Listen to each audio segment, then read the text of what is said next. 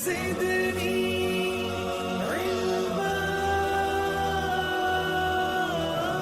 वालेकुम व्यूअर्स, कैसे हैं आप? आई होप कि आप सब खैरियत से होंगे। मेरी दुआ है कि आप सब कुछ रहें, आबाद रहें। व्यूअर्स, आप में से बहुत से लोग ऐसे होंगे जो एक सोलर पैनल 580 वाट का लेकर उससे अपनी बैटरी को चार्ज करना चाहते होंगे, लेकिन वो इस काम को MPPT से नहीं करना चाहते, क्योंकि MPPT एक महंगी डिवाइस है।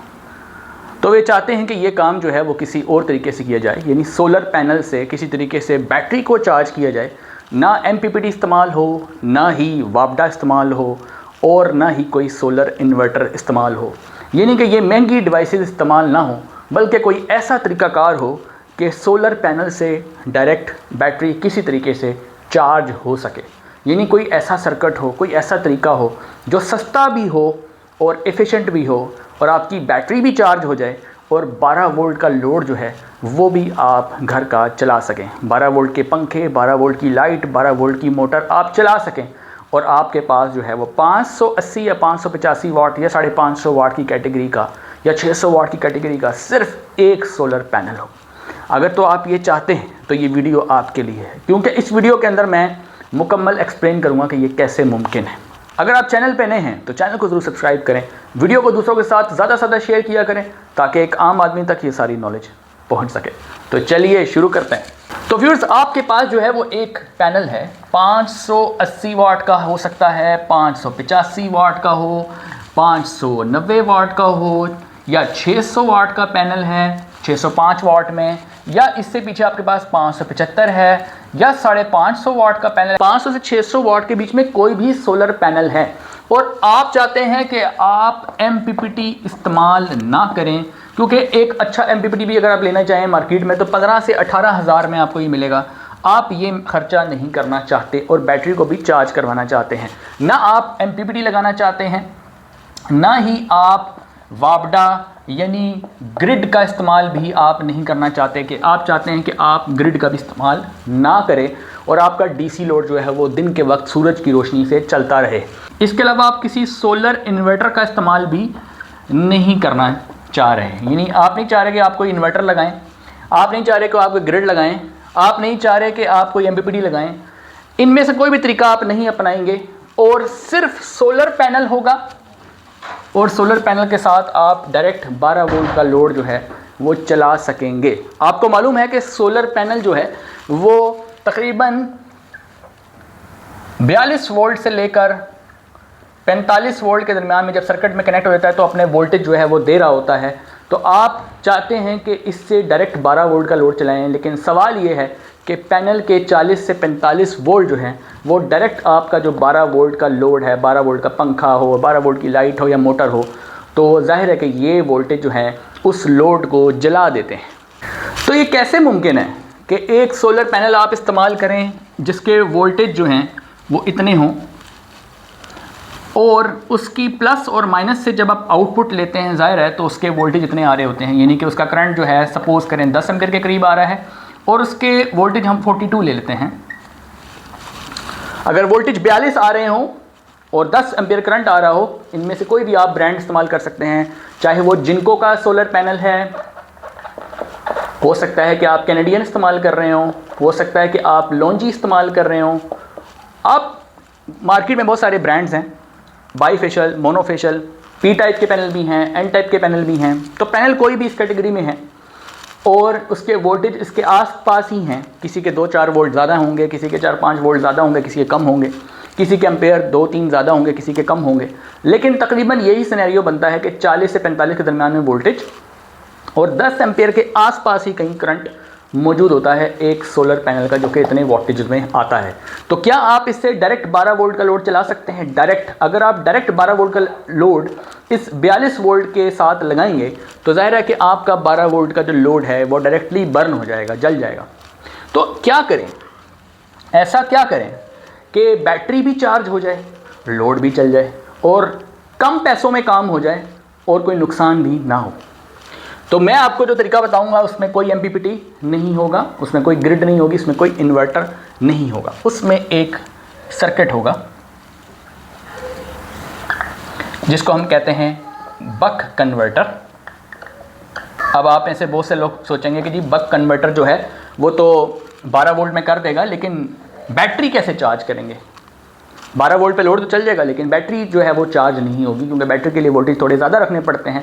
तो बैटरी को कैसे कंट्रोल करेंगे उसका भी तरीका आपको बताऊंगा। सबसे पहले आपने यहाँ तक ये समझना है कि पैनल जो है वो आपको 42 वोल्ट्स और 10 एम्पीयर के करीब करंट दे रहा है। तो आपने एक बक कन्वर्टर का सर्किट लगाना है, जो कि आपको स्क्रीन के ऊपर नज़र आ रहा है। इसकी इनपुट रेंज जो आप देख सकते हैं, इसकी इनपुट के ऊपर आप 75 वोल्ट तक दे सकते हैं। और आपका ये जो सोलर पैनल है ये तो मैक्सिमम 45 वोल्ट दे देगा, बहुत हुआ 50 वोल्ट दे देगा, 51 वोल्ट दे देगा, यानी 75 वोल्ट से वो कम ही देगा।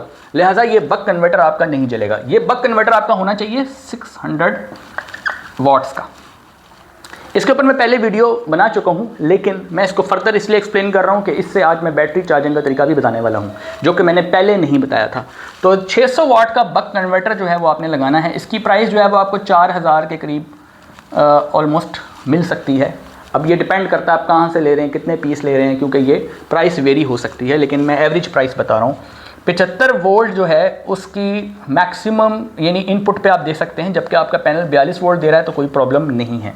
और अगर आप इन दोनों को मल्टीप्लाई भी करते हैं तो ये 420 वाट बनता है, जबकि ये आपका 600 वाट का है, तब भी कोई प्रॉब्लम नहीं है। क्योंकि आपको ये मालूम होना चाहिए कि जो आपका इस कैटेगरी में पैनल होता है वो पीक टाइम में आपको तकरीबन 430 वाट के करीब कहीं पावर पीक में देता है। लिहाजा ये आपका बिल्कुल सेफ़ है इस्तेमाल करना। और इसके आउटपुट पे आप 2.5 वोल्ट से लेकर 60 वोल्ट तक ले सकते हैं। इसके बीच में कोई भी वोल्टेज आप ले सकते हैं। और मैक्सिमम करंट जो है वो आप 25 एम्पेयर तक ले सकते हैं इसका, राइट। लेकिन याद रहे कि आप जब वोल्टेज बढ़ाएंगे तो करंट कम हो जाएगा, क्योंकि जाहिर है कि आप ये देखेंगे कि मैक्सिमम पावर जो है वो आपकी 600 वाट्स ही आएगी। ऐसा नहीं है कि आप यहाँ पे 60 ले लें और फिर आप ये एक्सपेक्ट करें कि आगे जो एम्पेयर हैं वो भी 25 आ रहे होंगे। ऐसा नहीं होगा। अगर आप 60 को 25 से मल्टीप्लाई करेंगे तो जाहिर है आपका आंसर बहुत बड़ा आएगा, जो कि 600 वाट से ऊपर होगा। तो ऐसा पॉसिबल नहीं होता। जब आप वोल्टेज को इंक्रीज़ करते हैं तो करंट कम हो जाता है, और जब आप वोल्टेज को कम करेंगे तो करंट इंक्रीज़ हो जाता है, क्योंकि मैक्सिमम आप इस कैपेसिटी को क्रॉस नहीं कर सकते। फिर एक बात और भी है, इस कन्वर्टर की इनपुट पे जो पावर आ रही है वो तकरीबन 4 से 450 वाट के करीब कहीं पीक पे आ रही होगी, और कुछ लॉसेस भी इसके अंदर होंगे। जाहिर है कोई भी जो सर्किट होता है इसके अंदर कुछ ना कुछ अपने इंटरनल लॉस भी होता है। तो मान लेते हैं कि ये 90 to 95% अगर एफिशिएंट 90 to 95% अगर ये एफिशिएंट हो, यानी मैक्सिमम पावर आगे दे रहा हो और थोड़ा सा लॉस कर रहा हो, तो फिर भी 400 वाट के करीब आपको यहाँ मिल सकता है। अगर आप 400 वाट को 25 एम्पेयर से डिवाइड कर देंगे तो आपको यहाँ पे वोल्टेज पता चल जाएगी। तो उस वोल्टेज और करंट को आप आउटपुट पे सेट कर सकते हैं। अब ये बक कन्वर्टर के बिल्कुल ऊपर एक नॉब सी बनी होती है, उसको स्क्रू ड्राइवर से आप चेंज करेंगे तो ये जो वोल्टेज है ये चेंज होगी। एम्पेयर आप चेंज नहीं करेंगे, आप वोल्टेज चेंज करेंगे। जब वोल्टेज चेंज करेंगे तो एम्पेयर ऑटोमेटिक चेंज होंगे। तो आपने वोल्टेज की जो रेंज है वो उन्होंने दी हुई है डाटा शीट के ऊपर, 2.5 वोल्ट से लेकर 60 वोल्ट तक आप रख सकते हैं। लेकिन अगर तो आप बैटरी चार्ज नहीं करना चाह रहे, सिर्फ 12 वोल्ट का लोड चलाना चाह रहे हैं, तो फिर तो ज़ाहिर है वोल्टेज आपको यहाँ पे 12 से 12.5 वोल्ट के दरमियान में सेट कर लेनी चाहिए। अगर आपकी डीसी लाइट्स या डीसी पंखे थोड़े फासले पर हैं तो वोल्टेज ड्रॉप को भी आपने ज़हन में रखना है, जो कि मैंने पिछले लेक्चर में समझाया था आपको वोल्टेज ड्रॉप का कॉन्सेप्ट। तो अगर तो आपका 12 वोल्ट का लोड आगे है और आपको पता है कि आपका आधा वोल्ट या 1 वोल्ट ड्रॉप हो जाएगा, तो फिर आपको यहाँ पे 13 वोल्ट जो है वो नोब से यहाँ से सिलेक्ट कर लेना चाहिए, राइट। अच्छा, अब ये तो हो गया 12 वोल्ट का लोड अगर आपने डायरेक्ट चलाना है। यहाँ तक तो मैंने पहले भी समझा चुका हूँ, लेकिन अब नया कॉन्सेप्ट ये है कि how to charge the battery using this buck converter. तो आपने क्या करना है, यहाँ पे एक PWM चार्ज कंट्रोलर लगाना है, और PWM चार्ज कंट्रोलर की जो सोलर वाली इनपुट है, कौन सी इनपुट, सोलर वाली इनपुट, सोलर की प्लस माइनस पे आपने ये लगा देना है, प्लस पे और माइनस पे। लेकिन याद रहे कि ये जो PWM चार्ज कंट्रोलर है ये मैं रिकमेंड करूँगा 60 एम्पेयर का मार्केट से परचेज़ करें। 50 या 60 एम्पेयर का मैं तो रिकमेंड करता हूँ, 60 एम्पेयर का कम से कम रिकमेंड मैं इसलिए करता हूँ क्योंकि मुझे पता है कि इसमें कंप्लेन कम है और ये आपका डीसी लोड इजीली चला सकता है 20-25 एम्पेयर तक। लेकिन जो इससे पीछे वाले हैं 10 एम्पेयर 20 एम्पेयर वाले, उसमें कंप्लेन आ जाती है, उसमें प्रॉब्लम्स आ जाते हैं। तो 60 एम्पेयर का PWM चार्ज कंट्रोलर परचेज़ करेंगे तो ये आपका तकरीबन ये जो आपको पड़ेगा ये 3000 के करीब आपको पड़ सकता है, 3000 के करीब, यानी 3000 इसकी प्राइस है और इसकी करीबन 4000 प्राइस है। तो जो काम आप यहाँ पे 7000 में कर रहे हैं, तो MPPT कोई भी ऐसा मार्केट में नहीं है जो 15000 से कम हो। तो ये काम आपका आधे से भी कम पैसों में हो सकता है। इससे आपकी बैटरी भी चार्ज हो जाएगी और 12 वोल्ट का लोड भी चल जाएगा। अगर तो आपने डायरेक्ट बैटरी चार्ज नहीं करनी, सिर्फ लोड चलाना है, तो PWM लगाने की जरूरत ही नहीं, सिर्फ ये बक कन्वर्टर लगाएं, 12 वोल्ट का लोड चलाएं और आउटपुट पे 13 सेट कर सकते हैं। डिपेंड करता है वोल्टेज ड्रॉप। मैंने लास्ट टाइम आपको कॉन्सेप्ट समझाया था कि आपका लोड कितनी दूर है। अच्छा, अगर तो आपने 12 वोल्ट का लोड भी चलाना है और साथ बैटरी भी चार्ज करनी है, दोनों काम करने हैं, तो फिर जाहिर है कि आपको PWM चार्ज कंट्रोलर जो है वो 3000 रुपये तक का मिल जाएगा। 60 एम्पियर का ये आपने परचेज कर लेना है। इसकी सोलर इनपुट के ऊपर आपने ये प्लस माइनस लगा देना है। अब यहाँ पे एक बात का ख्याल रखना है जो कि टेक्निकल बात है, वरना आपका ये सिस्टम सारा जल सकता है। अब वो क्या है कि आपकी ये जो यहाँ से आउटपुट आप सेलेक्ट करेंगे नोब से, वो 50 वोल्ट से ऊपर ना जाए, क्योंकि देखें ये 60 वोल्ट तक जा सकता है, ये 60 वोल्ट तक जा सकता है। तो पहले आपने स्क्रू ड्राइवर से और आगे मल्टीमीटर को, वोल्ट मीटर को आगे रख के 60 वोल्ट से पीछे करें, इसको 50 से भी पीछे करें और तकरीबन 20 वोल्ट, 30 वोल्ट, 40 वोल्ट पे कहीं जाके इसको एडजस्ट करें, वहाँ पे कहीं एडजस्ट करें। 50 वोल्ट से आपने वोल्टेज कम रखनी है, मतलब जो बक कन्वर्टर की आउटपुट वोल्टेज है it should be less than 50 volts. अगर 50 वोल्ट से ज़्यादा हुए या 50 के करीब करीब भी कहीं हुए तो ये PWM चार्ज कंट्रोलर डायरेक्टली जल जाएगा। तो पहले कनेक्शन बाद में करना है, पहले एक वोल्ट मीटर लेना है और वोल्ट मीटर लेके इसके आउटपुट पे लगा के इसकी स्क्रू ड्राइवर से इसको नोब को घुमा के पहले इसके आउटपुट वोल्टेज जो हैं वो 50 से कम सिलेक्ट कर लेने हैं। मतलब 10-15 वोल्ट पीछे अगर आप सिलेक्ट करेंगे ज़्यादा बेहतर रहेगा। तो यहाँ पे कोई भी वोल्टेज 50 से कम रख दें, ठीक है। आप वोल्टेज कम करेंगे करंट बढ़ेगा, यानी पावर वहीं की वहीं रहेगी, आपकी पावर वेस्ट नहीं होगी। वेस्ट तो वही होगी जो यहाँ पे लॉसेज होंगे, हीट लॉसेज होंगे वो तो होंगे, लेकिन इसके अलावा पावर वेस्ट नहीं होगी, क्योंकि अगर वोल्टेज आप कम करेंगे तो उधर से करंट बढ़ जाएगा तो पावर उतनी ही आएगी। तो वो पावर जो है वो सोलर के बेसिकली इनपुट पे चली जाएगी, ठीक है जी। अब PWM का एक जो है वो है लोड वाला सेक्शन, प्लस और माइनस, और वहाँ पे लिखा होता है लोड। वो लोड पे आपने 12 वोल्ट का लोड अपना घर का कनेक्ट कर देना है, यानी कि PWM के में लोड वाला सेक्शन में आपने 12 वोल्ट का लोड चलाना है। जाहिर है कि अब आप लोड बक कन्वर्टर के आगे तो नहीं लगाएंगे, क्योंकि आपने साथ बैटरी भी चार्ज करवानी है और इसके वोल्टेज कहाँ सेट किए हैं आपने, 40, 45 या हो सकता है 35, वहाँ पे कहीं एडजस्ट किए हुए हैं। तो अगर आपने इस सेक्शन के आगे कहीं 12 वोल्ट का लोड चलाया और वहाँ बीच यहाँ आगे PWM लगा हुआ है, तो जाहिर है कि वो जल जाएगा, क्योंकि वोल्टेज ज़्यादा होंगे। तो 12 वोल्ट का लोड यहाँ कनेक्ट नहीं होगा। फिर जाहिर है कि जब आप बैटरी चार्जिंग वाला कॉन्सेप्ट लेकर आएंगे बीच में, तो फिर लोड यहाँ कनेक्ट होगा, ठीक है जी। अच्छा, अभी मैं आगे समझाता हूँ। अब इसकी जाहिर है 3 पोर्ट्स होती हैं, एक है सोलर पोर्ट, दूसरी है लोड वाली पोर्ट जहाँ पे 12 वोल्ट का लोड कनेक्ट कर दिया, 12 वोल्ट की लाइट, 12 वोल्ट के पंखे, 12 वोल्ट की कोई मोटर, ठीक है। और यहाँ पर आपने क्या करना है, बैटरी वाले टर्मिनल जो होंगे प्लस और माइनस, वहाँ पे आपने अपनी घर की बैटरी लगा देनी है, मतलब ये आपकी बैटरी आ गई। तो PWM चार्ज कंट्रोलर के साथ अब 3 कनेक्शन हो गए, बैटरी वाले भी हो गए, सोलर की तरफ आपने यहाँ पे ये लगा दिया और लोड की तरफ आपने 12 वोल्ट का लोड चला दिया। अब एहतियात ये 50 वोल्ट वाली मैंने बता दिया, क्योंकि बक कन्वर्टर की आउटपुट 60 वोल्ट तक जाती है। 50 के करीब भी कहीं गए तो ये PWM उड़ जाना है, इस बात को आपने जहन में रखना है। तो ये तो क्लियर हो गई बात। और फिर 12 वोल्ट का जो है वो लोड भी आपका चल पड़ेगा। लेकिन अब सवाल ये है, बाद लोग आप में से पूछेंगे कि भाई ये PWM लगाने की क्या ज़रूरत थी, यहीं पे 12 वोल्ट सेट कर देते हैं, 12 वोल्ट का लोड चला देते हैं। बिल्कुल चला लेते हैं, लेकिन बैटरी कैसे चार्ज करते हैं? 12 वोल्ट की जो बैटरी चार्ज होती है वो तकरीबन 14 वोल्ट आएंगे तो बैटरी चार्ज होगी। तो अगर आप 14 वोल्ट यहाँ रखते हैं और वही कनेक्शन लोड को दे देते हैं, वही कनेक्शन बैटरी को दे देते हैं, तो बैटरी तो चार्ज हो जाएगी, लेकिन साथ जो आपके लोड है वो जल जाएगा, क्योंकि बाज़ का लाइट्स जो हैं वो आपकी 14 वोल्ट्स के ऊपर जलने का ख़तरा होता है। उसको पूरे 12 या साढ़े 12 वोल्ट जो हैं वो दिए जाएँ तो बेहतर रहता है। ज़्यादा वोल्टेज देने से या बहुत कम वोल्टेज देने से, यानी ओवर एंड अंडर वोल्टेज, चाहे DC हो या AC हो, दोनों में ख़तरनाक होती है, जो कि आपकी अप्लायंसेस को, आपके लोड को ख़राब कर सकती है। अच्छा, अब आपने क्या किया, ये PWM चार्ज कंट्रोलर इसलिए लगाया कि इसके बहुत सारे फ़ायदे हो गए आपको PWM लगाने के। एक तो ये हो गया कि इसने सोलर को एज ए इनपुट लेके एक तो आपका लोड ड्राइव किया, आपकी बैटरी को चार्ज किया, और अगर आप यहाँ से बक कन्वर्टर की डायरेक्ट आउटपुट 14 वोल्ट को डायरेक्ट बैटरी चार्ज करने लग जाते और PWM को इस्तेमाल ना करते, तो नुकसान ये होता कि बक कन्वर्टर ने तो आगे 14 वोल्ट कांस्टेंट रखने थे, ठीक है, यानी 14 वोल्ट से ही बैटरी चार्ज करते जाना था और अपने वोल्टेज को ड्रॉप नहीं करना था।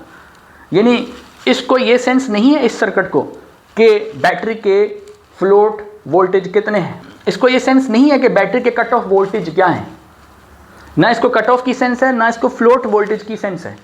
लिहाजा हमें एक एक्स्ट्रा सर्किट आगे चाहिए था जो कि कट ऑफ करवाए, यानी बैटरी जब चार्ज हो जाए तो उसको ओवर चार्ज ना करें, वहाँ पे कट ऑफ कर दें, और जब बैटरी डिस्चार्ज हो रही हो तो वहाँ पर भी वो उस लोड को कट ऑफ करें।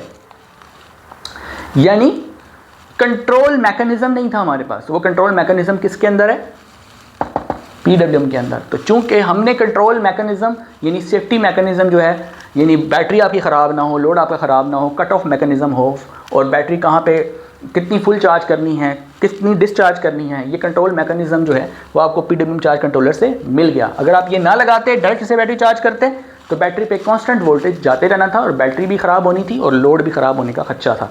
लिहाजा बैटरी चार्जिंग जब भी करानी हो तो PWM लगाना ज़रूरी है। और अगर बैटरी चार्जिंग ना करवानी हो तो फिर आप इसके आउटपुट 12 वोल्ट सेलेक्ट करके डायरेक्ट, इसकी ज़रूरत नहीं है, फिर डायरेक्ट बक कन्वर्टर के आगे 12 वोल्ट का डायरेक्ट लोड आप चला सकते हैं, जो कि मैं कई वीडियोज़ में आपको ये डेमो प्रैक्टिकली करके दे चुका हूँ। ये जो बक कन्वर्टर है ये प्रैक्टिकल डेमो मेरी आप प्लेलिस्ट में जाएंगे, आप वीडियोज़ देख सकते हैं।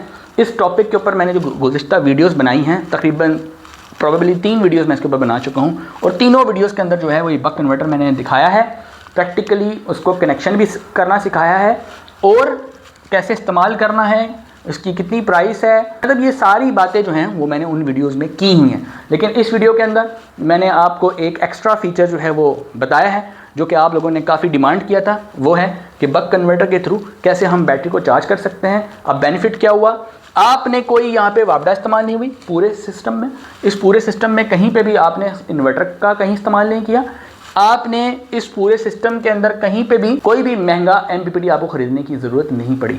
आपने सिर्फ ये एक एवरेज अमाउंट जो आपकी खर्च हुई वो 7 से 8 हज़ार रुपये आपके खर्च हुए, और आपका एक पैनल से आपने डायरेक्टली जो है अपने घर का 12 वोल्ट का लोड जो है वो मैनेज कर लिया। अब ज़रूरी नहीं है कि आपके पास ये 500 वाट के पैनल होंगे, 585 वाट के पैनल होंगे, तब ही आपने ये बक कन्वर्टर आप इस्तेमाल कर सकते हैं, ऐसा नहीं है।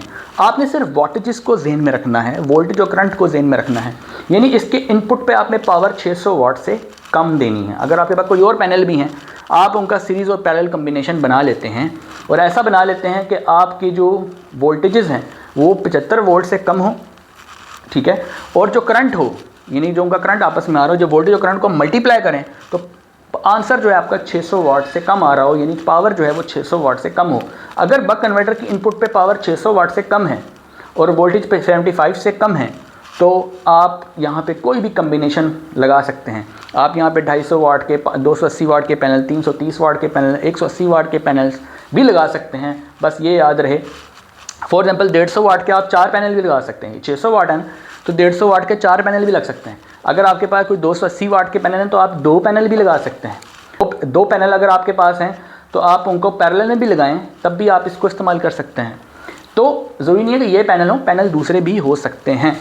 तो लिहाजा अगर आप लोग जो है वो MPPT चार्ज कंट्रोलर का कोई ख़र्चा नहीं करना चाहते, वो आपके लिए अफोर्डेबल नहीं है, तो दूसरा एक जो तरीकाकार है शॉर्टकट वो यही है। लेकिन अगर आप इस झंझट से बचना चाहते हैं और आप अफोर्ड कर सकते हैं तो जाहिर है कि MPPT एक बेस्ट सोल्यूशन होता है, और MPPT भी वो परचेज़ करना चाहिए जो कि 1 साल की कम से कम वारंटी में आता हो। तो व्यूअर्स, आई होप कि इस वीडियो से आपको बहुत कुछ सीखने को मिला होगा। चैनल पर अगर आप नए हैं तो चैनल को ज़रूर सब्सक्राइब करें, वीडियो को दूसरों के साथ ज़्यादा से ज़्यादा शेयर किया करें ताकि ये नॉलेज जो है वो दूसरों तक पहुँच सके। मिलते हैं नेक्स्ट वीडियो में, तब तक के लिए अल्लाह हाफ़िज़।